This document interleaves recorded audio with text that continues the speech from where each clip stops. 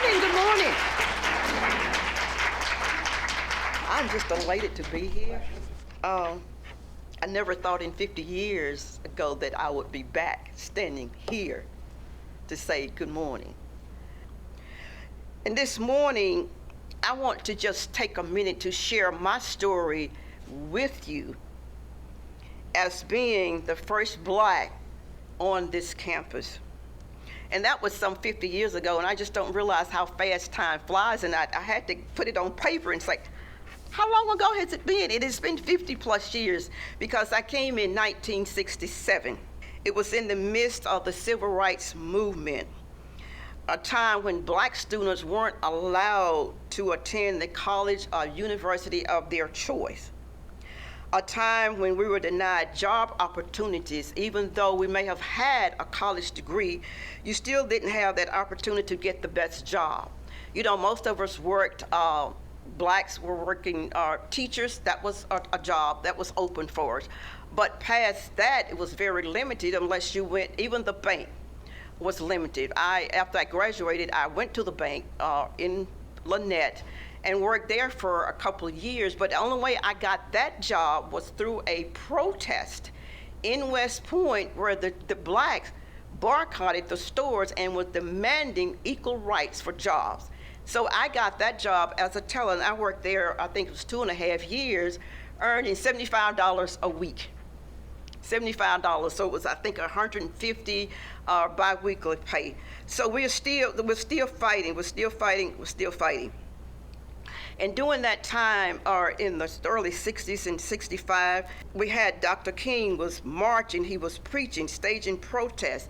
He was being beaten and mobbed, fighting to end segregation and equal rights for everyone. In his speech, he said, I have a dream. I just love that speech. And in that speech, he said, and I quote, I have a dream that 4 little children, he was talking about his children, will one day live in a nation where they will not be judged by the color of their skin, but by the content of their character. We have made strides in that, but to say we are still working towards that we will not be judged by our skin color. I was a commuter student from little old Fredonia, Alabama. We've just been incorporated signed the charter as a town. Before that, we was just a little community. And you know, when I guess you're young and naive, you just don't think about what's out there. I didn't think at the time, I didn't think about the barriers. And all these barriers were in place to prevent African American students from seeking a higher education. And when I came here, it was not, and I started thinking about coming here, it was not my aim to make history. I mean, that was the farthest thing from my thought was making history. I just wanted to get a degree in social work. That was my passion. I started just loving working with people, I think when I was probably the 9th grade. So I thought, in order for me to get a job as a social worker, I've got to have a degree. So that was my goal. It was not to make history. And again, I wanted to find a college where I could live at home. You know, sometimes we don't grow up, we don't mature enough to leave mom and dad. So that's the way I felt. I said, I want a school where I can commute and live at home. So, and I was back and forth, traveled to LaGrange. I shopped at LaGrange. You know, you go to Atlanta, you come through LaGrange. And I always admired this school for being on the hill. So I thought, if I could do that, could attend LaGrange College. And also it was a Methodist institution, and I am Methodist. So there again, that's how I wanted to attend this college. I sent a letter to then President Waits G. Henry, and I asked him if Black students were allowed to enroll in this institution. And he replied back, and he said, yes. I thought, oh, okay. And the reason I did that is because back in the day, I couldn't forget authoring Lucy, the first Black that attempted to enroll at the University of Alabama. I couldn't forget Charlene Hunter, the first Black who attempted to enroll at the University of Georgia. Do you remember what they went through? Do you remember the governors? George Wallace, Lester Maddox, standing in the door to prevent their entrance. So I didn't want any unrest. So that's why I sent the letter to the president asking him if I could enroll, if they were accepting black students at the time. Well, he said yes. I completed my application and I was accepted. So during that spring quarter of March, I should have remembered the dates. You know, as the older you get, the dates sometimes just fade from but it was spring quarter, March of '67, that I put foot on this campus.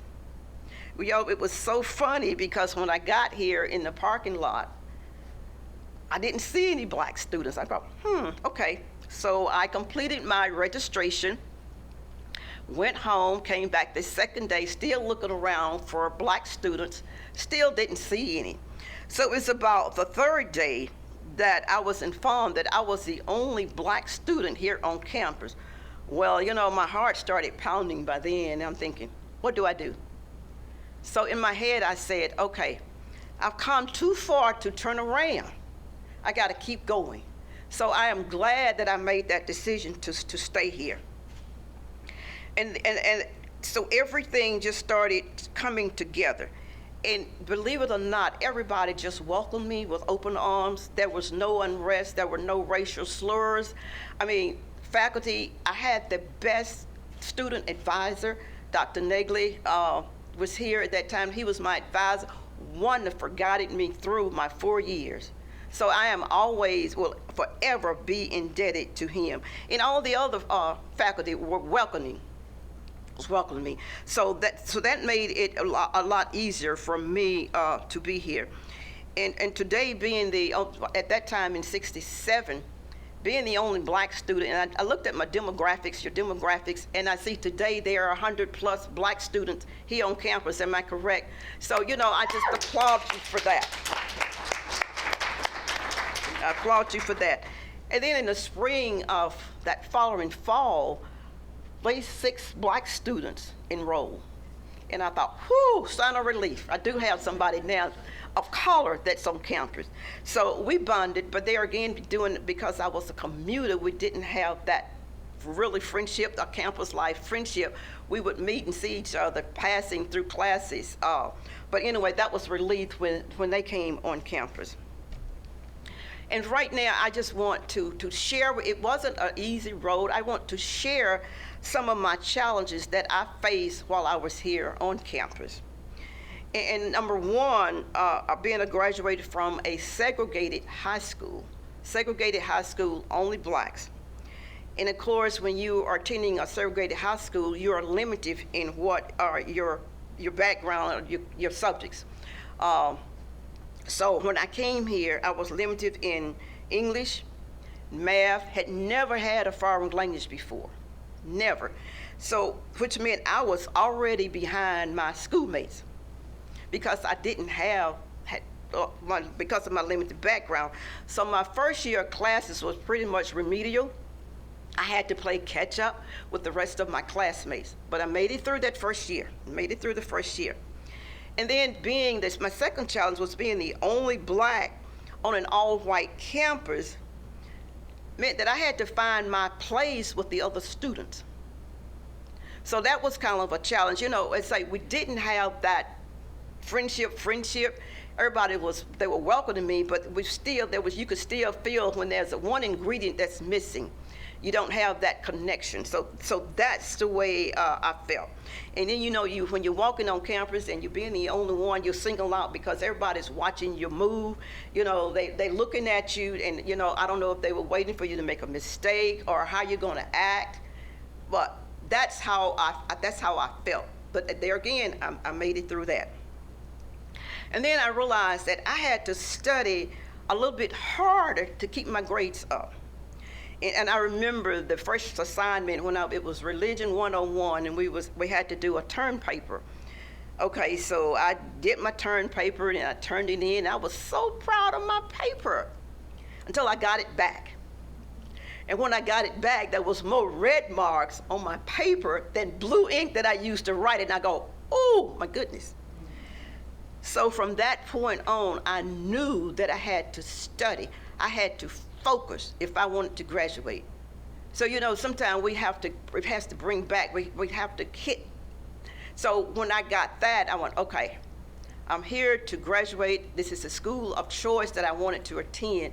So I know what I have to do in order to graduate. So I had to study a little bit harder. I didn't have, being the only black here, I didn't have a study partner. So in between my classes, I would go to the library and I would study, focused on my studies. And then when I got through, I went home. Not living on campus meant you didn't have, the people that you could partner with to, let's say, let's go to the library or let's meet in the dorm room to study.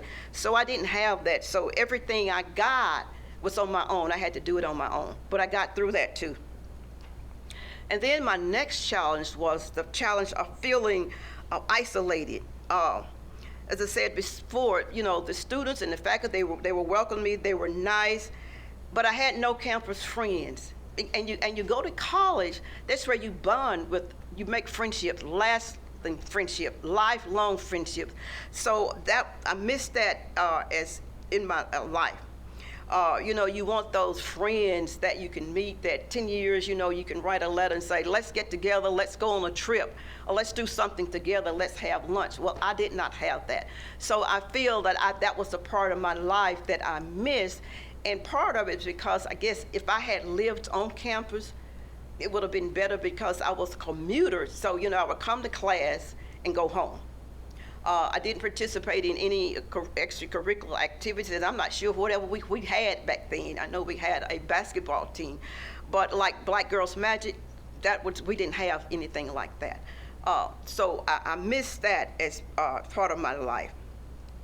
But then in my junior year, things got a little better because I like to sew, and that was my hobby. So I joined the drama club, and I helped design and make costumes for plays. And I remember the first play we had was The Sound of Music.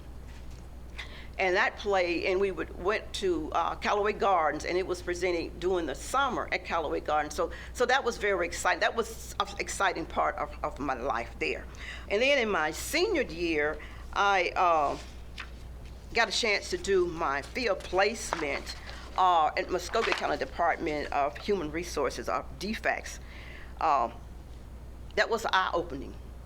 Sometimes growing up, when you're not exposed to a lot, and this is where my passion came in, because I got to where I was assigned, I think, 6 families to work with, and it was a really eye-opening. You think sometimes that you have it bad until you get out and you see what's going on in the world. So that's how it instilled in me that this is what I want to do. This is what I want to be able to help others that are less fortunate.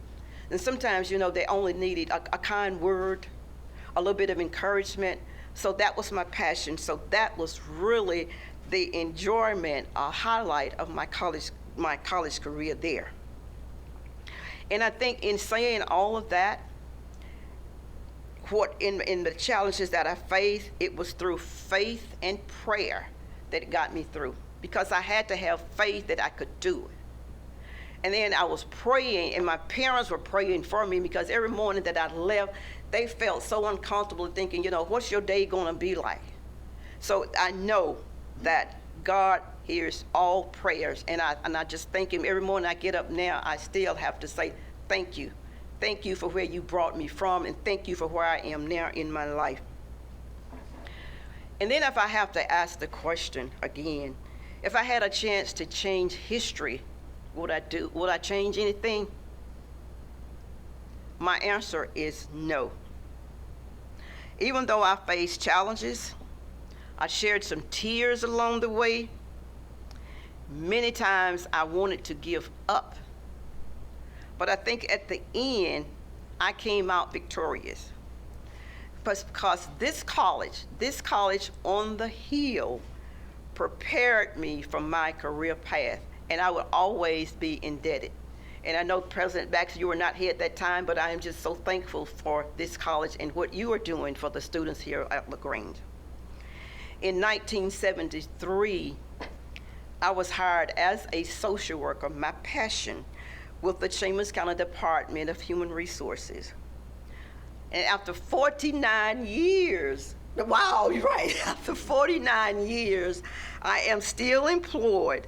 And today I am program supervisor. I work with the SNAP program, and that's food stamps, and also with child support. So I love my work, and I think I told Ms. Moore this morning, I've been trying to retire for the last 10 years, but every time I get ready to retire, I thought, no, I'm gonna stay on a little bit longer. But you must believe in yourself. You must think positive at all times. And when I enrolled here at LaGrange, I was like the little engine. I kept saying, I think I can. I think I can. And on the day that I was handing my diploma, I congratulated myself and said, I thought I could, but I made it, so I thought I could.